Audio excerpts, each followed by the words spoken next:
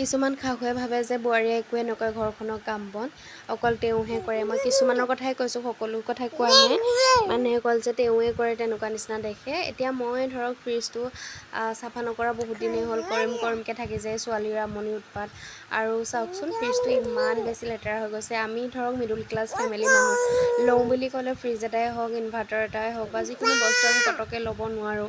আৰু বহুতখিনি মানে কষ্টৰ বলতহে আমি ল'বলগীয়া হয় নহয়নে? বেয়া হ'লে কিমান বেছি দিগদাৰ। তাৰপিছত এইখিনি চাফা কৰি ল'লোঁ, তাৰপিছত ফ্ৰিজৰ আৰু বাচন বৰ্তনখিনি ধুই ল'লোঁ। তাৰপিছত এয়া ছোৱালী উঠিলে, তাই আমনি কৰি আছিলে, আঙুৰ এটা দি দিলোঁ। আৰু কালি হাজবেণ্ডে লৈ আনিছিলে সৰু সৰু আপেল, চেৰী বুলি কয় যদি মই নাজানো। তাৰপিছত আৰু এটা এইটো নামটো মই নাজানো বাৰু, খাবলৈ ঠিকেই লাগে বাৰু, ইমানো মানে টেষ্টি নাপাওঁ। তাৰপিছত এইকেইটা বোলো ধুনীয়াকৈ ধুই পখালি বোলো বাকলি চাকলি গুচাই ছোৱালীক অকণমান খাবলৈ দিওঁ। কিন্তু তাই নাখালেই, গম পায়নে? অকণমান খালে আৰু নাখালেই। তাৰপিছত এয়া সেইটোৱে আৰু, শাহুবোৰে ভাবে নিজকে তেওঁলোকেহে কাম কৰে আৰু কোনো নকৰে, কিন্তু বোৱাৰীজনীয়ে নকৰিলে নহয়। তাৰপিছত এয়া ছোৱালীক ধুনীয়াকৈ গা পা ধুৱাই আনিলোঁ, তাই আমনি কৰি আছিলে। কাপোৰ পিন্ধি খুব বেয়া পায় তাই মানে।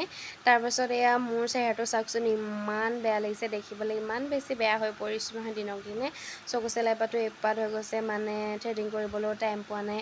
মানে কি ক'ম আৰু, ছোৱালীৰ লগতে ব্যস্ত আৰু নিজক চাবলৈ পাহৰিছোঁ। ছোৱালীজনী ভালে থাকিলেহে মই ভালে থাকিম নহয়নে? তাৰপিছত দুপৰীয়া ইমান বেছি ভোক লাগিছে, ভাতকেইটা বোলো খাই লওঁ।